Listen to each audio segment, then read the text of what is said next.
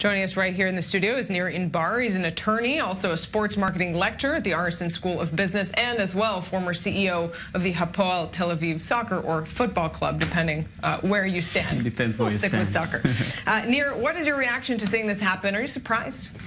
Not at all, actually. I'm not surprised. This battle, this ongoing battle and clash battle between Israel and Palestinians just moved into the world of soccer, or football as we call it.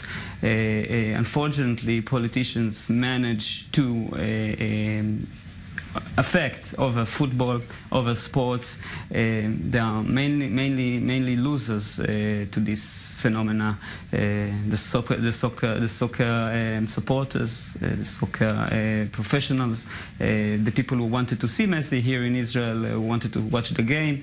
Unfortunately, they are mainly losers to what just happened. Nir, certainly the BDS movement deserves primary credit or blame, depending on your viewpoint, for this cancellation. But there is discussion here in Israel that the government's insistence it be moved from Haifa, a mixed Jewish-Arab city, to Jerusalem, which is undisputed, may have been a factor in accelerating the protests. Do you think it was a mistake, that if the match had been kept in the city of Haifa, it might have gone on? It appears that if the match would stick in, they would stick in having the match in Haifa, nothing would have happened, and the game was not cancelled. I think that the Minister Regev, the Minister of Culture and Sports, tried to annex the game into the Israel 70 celebrations and tried to build it upon Jerusalem. That she also suffers some criticism of bragging that she will have a photo with Messi and the Prime Minister, and the game will be in Jerusalem because Jerusalem is the internal capital state.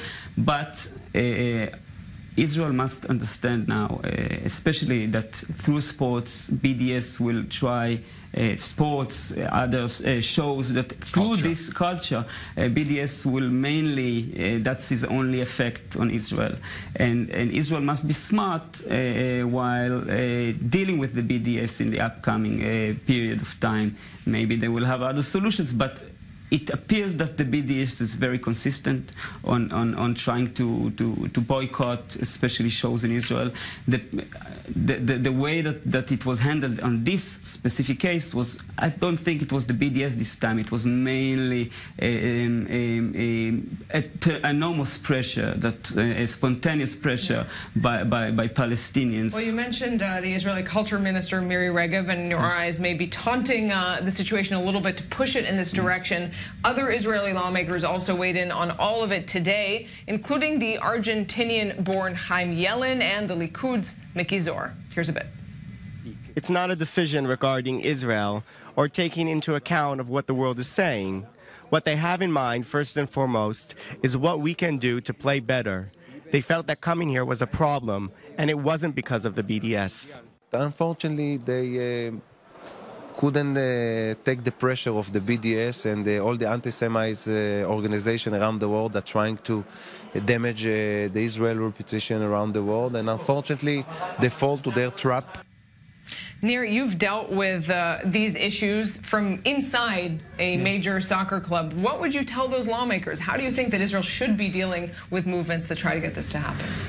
You know, these situations are very, very complex in how to handle, and you have to handle each one case by case. On this specific case, it was quite obvious that you just need not to push it too much. You saw that Messi and his teammate stars were quite sensible to the situation. You need to understand each situation, what's going on. I would definitely not recommend not to have shows and concerts and football games in Israel. That's the other way around.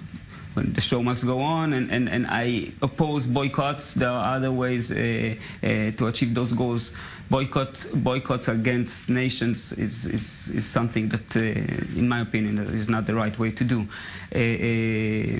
On future cases, I would really prefer, I would really suggest the governing bodies, for instance, the IFA. The IFA just waived its responsibility. If the IFA, the Israel Football Association, was more into that and not letting the politicians handle the show, maybe they would manage to prevent this from happening. So let the these things go on, have these matches, don't let too much politics get into sports, but also have a little bit of political awareness, sensitivity of what is always going to be a very complicated part of the world. Yeah.